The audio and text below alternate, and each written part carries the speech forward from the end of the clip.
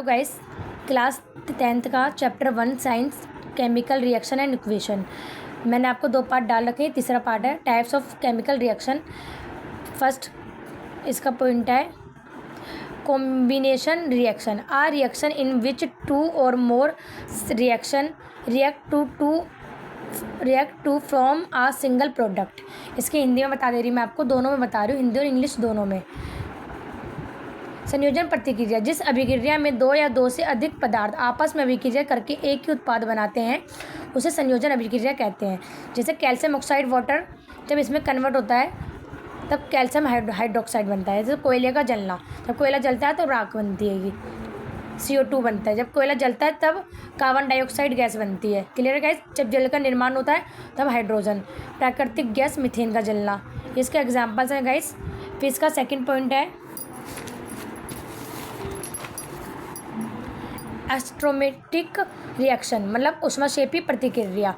Uh chemical reaction that release energy usually in the form of heat into the surrounding. अब इसके हिंदी में बता दे रही हूँ मैं आपको।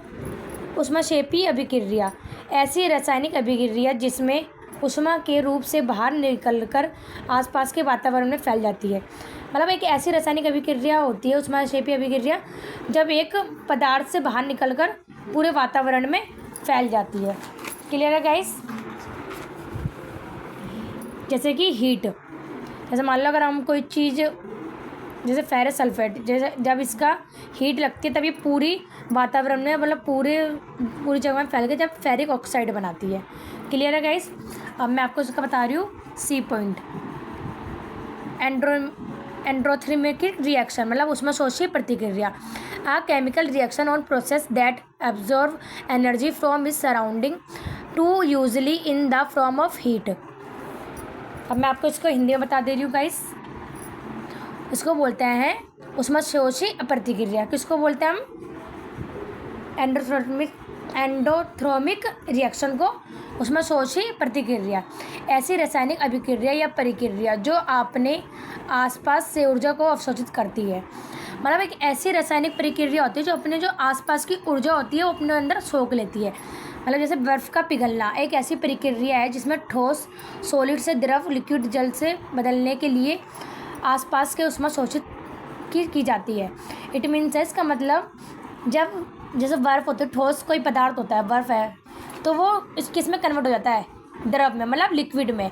जैसे कोई ठंडी चीज़ होती है, अगर हम उसको बाहर नॉर्मल टेम्परेचर में रख दें तब वो द्रव में कन्वर्ट हो जाता है। अगर हम फ्रिज में से निकाल के रख दें तब वो बाहर की जो ऊर्जा है वो अपने अंदर अवशोषित कर लेती है। मतलब जो बाहर की गर्म ऊर्जा है वो अपने अंदर खींच लेती है।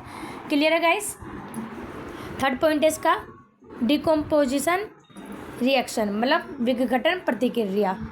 When single reactant breaks down into 2 or more simple product, this is a decomposition reaction.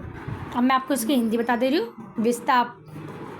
विघटन प्रतिक्रिया जब एक ही अभिकारक टूटकर या 2 से अधिक सरल उत्पादों में बदल जाता है तो इसे अपघटन प्रतिक्रिया कहते हैं। जैसे कि फेरस सल्फेट जब इसमें टूटता है तब फेरिक ऑक्साइड बनाता है।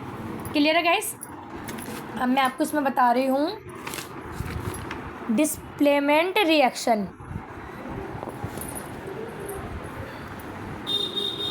Displacement reaction a chemical reaction where a more reactive elements replace a less reactive elements in a compounds.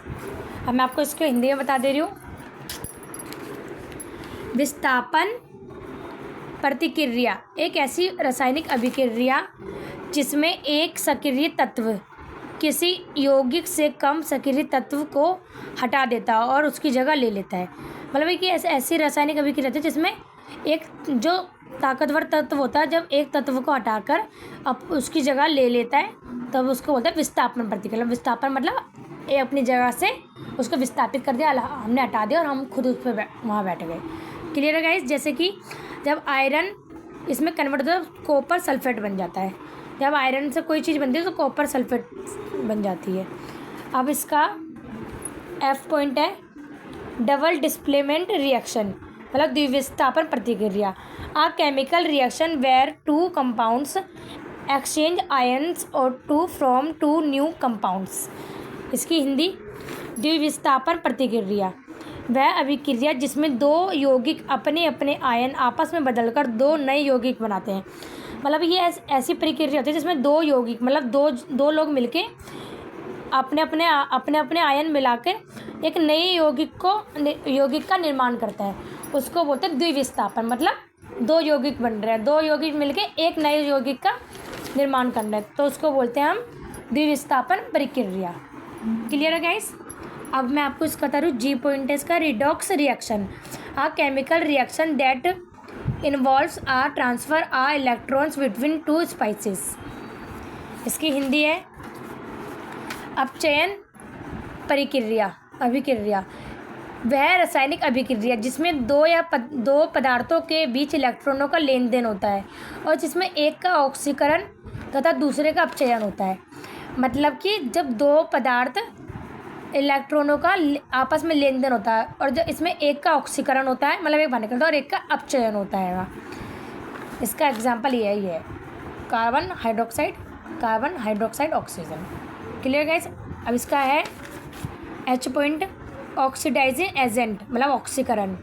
It is the substance which give oxygen और गेन्स हाइड्रोजन और it the substance which is reduce it self and oxides other. अब इसकी हिंदी है ऑक्सीकारक वह पदार्थ जो oxygen प्रदान करे या हाइड्रोजन ले और जो स्वयं अपचयित होकर अन्य का ऑक्सीकरण करे उसे ऑक्सीकारक कहते हैं। क्लियर है गाइस। ये ऐसा पदार्थ होता है जो ऑक्सीजन प्रदान करता है और हाइड्रोजन लेता है और स्वयं अपचयित होकर अन्य का ऑक्सीकरण करे उसे ऑक्सीकारक कहते हैं। जब स्वयं अपचयित हो जाए अन्य को हम ऑक्सीजन प्रदान कर रहे हैं उसको बोलते हैं ऑक्सीकारक। अब इसका I point, reducing agent in chemistry are reducing agent also known as a reductant, reducer or electron donor. अब इसकी हिंदी है अपचयन वह पदार्थ जो इलेक्ट्रॉन प्रदान करके दूसरों पदार्थ का अपचयन करता है और स्वयं का ऑक्सीकारक कर लेता है उसे अपचयन कहते हैं। क्लियर है गाइस। ये इसका एग्जाम्पल है। अब इसका मैं बता रही हूँ आपको क्रोशन मतलब संचारण। Corrosion is the gradual destruction of a due to chemical reaction within its environment. It's a natural process where melt are deteriorated, often by being eaten away when they internal with substance like air, moisture or chemical like acids. इसकी हिंदी है संचारण धातु का उसके वातावरण के साथ रासायनिक प्रतिक्रिया द्वारा धीरे धीरे क्षय नष्ट होना अपक्षय या जंग लगना कहलाता है। जब धीरे धीरे वातावरण में आके धातु नष्ट होती है कि जैसे अपक्षय का जंग लगना, जैसे लोहे में नमी और ऑक्सीजन को उपस्थिति में जंग लगना।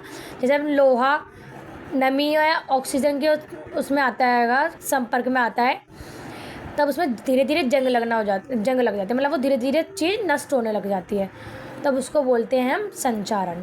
क्लियर है गाइस।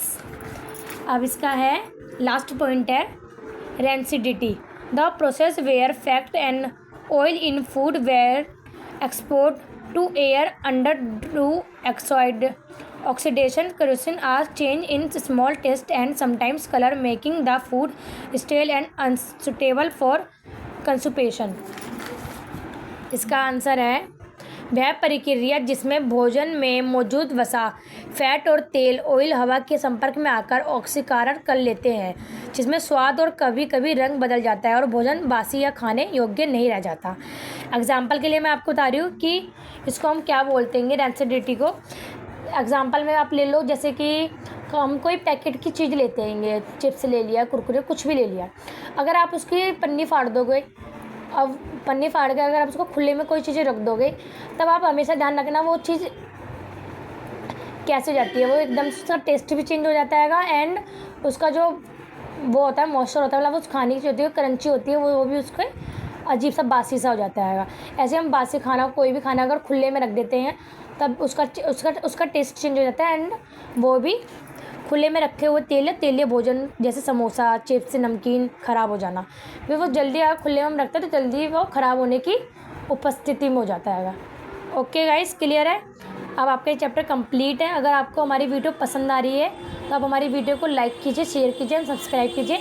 एंड नेक्स्ट वीडियो मैं बहुत जल्द डालूंगी, तो आप हमारी वीडियो को लाइक कीजिए, शेयर कीजिए, सब्सक्राइब कीजिए। Thank you so much guys.